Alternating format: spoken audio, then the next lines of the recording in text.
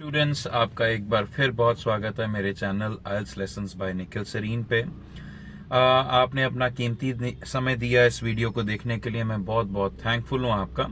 और आपके इस कीमती समय को लेकर मैं आपको कोई वैल्यू एडिशन करने के लिए फिर से ये वीडियो बना रहा हूँ। आज का मेरा मकसद इस वीडियो को बनाने का है रीडिंग मॉड्यूल जो आइल्स का है, उसमें आप अपना स्टूडेंट प्लान कैसे बनाएं। मैं पंजाब रीजन से बिलोंग करता हूं और सबसे बड़ी प्रॉब्लम जो मैंने पंजाब में पिछले 15 सालों से स्टूडेंट्स को पढ़ाते हुए देखी है कि रीडिंग बहुत प्रॉब्लमैटिक लगती है स्टूडेंट्स को। कहीं ना कहीं उसका मैं रीजन ये बताता हूं कि हमारी जो जनरल रीडिंग है, apart from our text books, जो जनरली हम रीड करते हैं, चाहे हम नॉवेल्स रीड करते हैं, सेल्फ हेल्प बुक्स रीड करते हैं, न्यूज पेपर्स रीड करते हैं, वो बहुत कम है। तो हमारी जो आईज है, हमारा जो एक जनरल रीडिंग कंफर्ट है, वो इतना नहीं है कंपैरेटिवली। तो जिन जिन स्टूडेंट्स का है उनके लिए रीडिंग इतना मुश्किल डिफिकल्ट नहीं हो सकता ये module, but yes in majority मैंने ये देखा है कि स्टूडेंट्स के लिए रीडिंग मॉड्यूल बहुत प्रॉब्लम है। सब बैंड 6 बैंड ईच ले आएंगे, बट रीडिंग एक ऐसा मॉड्यूल है जहां पर 5.5 बैंड की बार री अटेम्प्ट करने के बावजूद भी प्रॉब्लम रहती है। स्टूडेंट्स, आप देख सकते हैं कि मेरे पास आज एक बुक है। ये बेसिकली जो है कैम्ब्रिज की ऑफिशियल बुक है, एकेडमिक वर्जन है आइल्स का। स्टूडेंट प्लान में मैं पहली बात यही बोलूंगा कि आप ऑफिशियल बुक्स को अगर आप ध्यान देंगे, मटेरियल को ध्यान देंगे तो ज्यादा बढ़िया रहेगा। बिकॉज जो बुक्स ऑफिशियल नहीं होती हैं इनकी, उसमें सिर्फ फर्क ये रहता है कि पैटर्न में कहीं ना कोई कुछ आगे पीछे कर देंगे, मॉड्यूल्स में या क्वेश्चंस में कुछ ना कुछ आगे पीछे कर देंगे, तो वो बात बनती नहीं है। ठीक है, प्रैक्टिस के लिए हमें ज्यादा मटेरियल की रिक्वायरमेंट होती है, इसलिए हमें नॉन आईडीपी इशूड बुक्स का भी सहारा लेना पड़ता है। बट अब मैं फिलहाल बात करता हूँ आइल्स के एकेडमिक 16 की। मान लीजिए मैंने इसमें से टेस्ट नंबर 1 जो है रीडिंग का सॉल्व किया।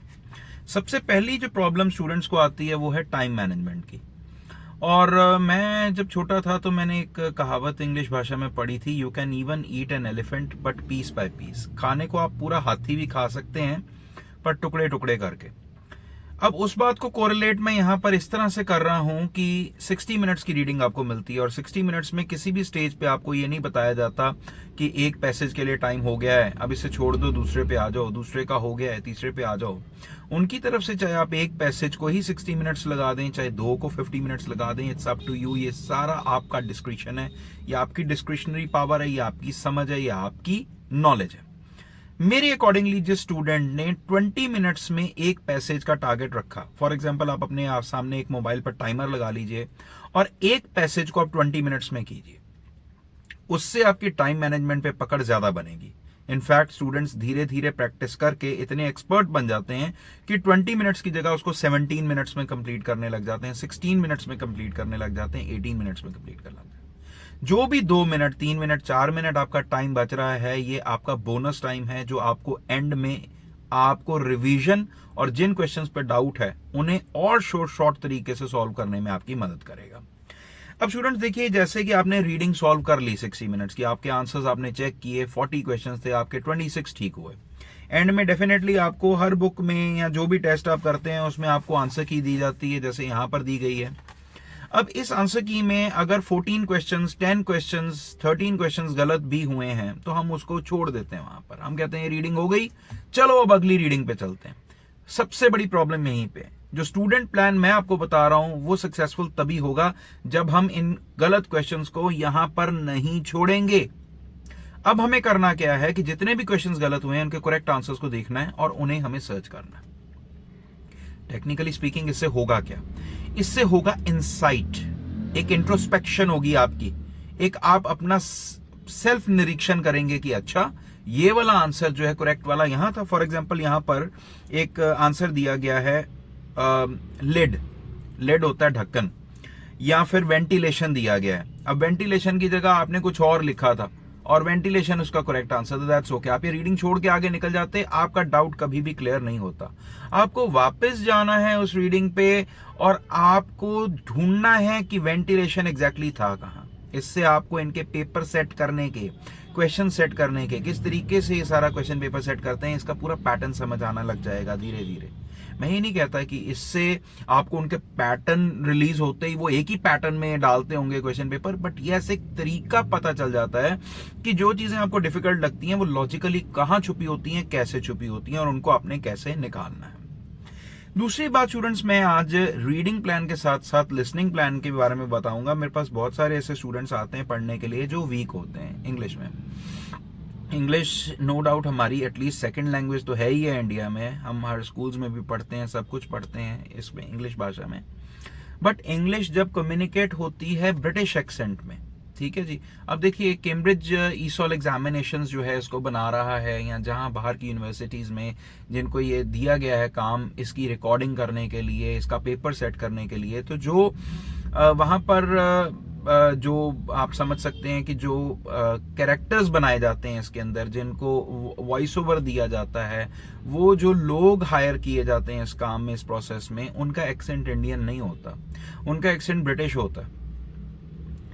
क्योंकि बेसिकली वहां के लोग हैं, उनका बात करने का तरीका वैसा है। मैं एक वर्ड आपसे इस्तेमाल करता हूं सामने, dollar, dollar, Canadian dollar, American dollar, right. अब जब ब्रिटिश इंग्लिश आती है तो इसमें ये वर्ड जौला बन जाता है, जौला। अब किसी वॉवल के बाद आने वाला आर एकदम से साइलेंट हो जाता है, ओ की जो साउंड है वो ओ बन जाती है, जौला बन जाती है। अब अमेरिकन से आप अगर डॉलर वर्ड सुनेंगे तो वो डॉलर बोलेगा, डॉलर, और ब्रिटिश जो है उसको बोलेगा जौला। अब ये जो एक्सेंट है हमें समझ नहीं आता। एक हमारे सामने क्वेश्चन पेपर रख दिया जाता है, एक वीक स्टूडेंट है वो नहीं कर पाता। तो मैं ये बात कहना चाहता हूं कि हर लिसनिंग के टेस्ट, ये वाली जो ऑफिशियल बुक है, इसके एंड में जाके कंप्लीट जो है आपको पूरे डायलॉग्स लिखे हुए हैं, पूरी ट्रांसक्रिप्ट दी गई है। जैसे शर्ली ने हेलो बोला, टॉम ने उसे जवाब दिया, इसने ये कहा, उसने वो कहा, so you are just passing. और सबसे अच्छी बात है कि इसमें जहां आंसर लिखा होता है उसके नीचे अंडरलाइन किया गया होता है। अब जब वो अंडरलाइन पे आप देखेंगे तो आपको पता चलेगा आंसर क्या है। तो मैं ये चाहता हूं कि जो वीक स्टूडेंट्स हैं वो इन लिसनिंग्स को, ट्रांसक्रिप्ट को सामने रखकर सिर्फ पढ़ें, सिर्फ समझें, अभी सॉल्व ना करें। उसको सीधा क्वेश्चन पेपर ना दे दिया जाए, आंसर्स ढूंढने के लिए ना दिए जाएं, वो प्रेशर में ना जाकर सबसे पहले हम उनकी भाषा को, उनके बात करने के तरीके को समझें। सबसे बड़ा इंपैक्ट जो इसमें पड़ेगा वो ये होगा।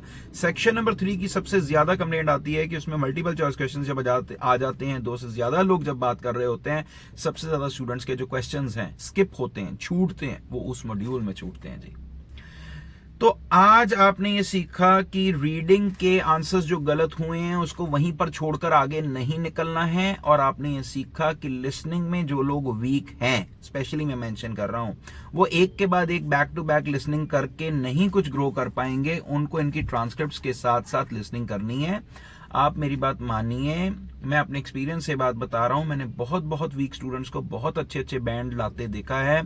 5 बैंड वाले को रीडिंग में मैंने 7 भी दिलवाए हैं कोचिंग से।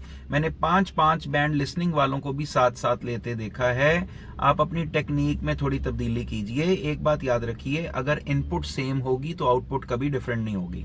जिस तरीके से आप काम कर रहे हैं, आप उसमें कंफर्ट जोन में बैठे हुए हैं, नो डाउट वो आपको कंफर्टेबल जरूर लग रहा है, बट अगर आप बोलेंगे कि उसी से आपकी प्रोग्रेस हो जाएगी या चेंज इन द रिजल्ट आएगा, सॉरी टू से ये नहीं होगा। मैं आपका दिल नहीं तोड़ना चाहता, बट मैं आपको यही कहना चाहता हूं कि जब इनपुट चेंज होगी तो आउटपुट भी चेंज होगी। इस वीडियो का मकसद आपके बैंड इंप्रूव करने से था। इसी तरह की और मीनिंगफुल, हेल्पफुल और वैल्यू एडिशन वीडियोस के लिए मेरे चैनल आइल्स लेसन्स बाय निखिल सरीन को अगर आपने सब्सक्राइब नहीं किया तो प्लीज आप सब्सक्राइब कर लें। इसके बेल आइकॉन को प्रेस कर लें। बेल आइकॉन से आपको नोटिफिकेशंस मिलते रहेंगे और मैं अपने एक्सपीरियंस से आपकी हेल्प करता रहूंगा। I wish you very good luck. आपको जो बढ़िया बैंड रिक्वायरमेंट है, मैं तो कहूंगा आपको 8 ही चाहिए, आपके 9 ही चाहिए। अब दुआ देनी है तो बड़ी दुआ देनी चाहिए। सो आइल्स लेसन्स बाय निखिल सरीन, फिर मिलते हैं अगली वीडियो में। Thank you very much.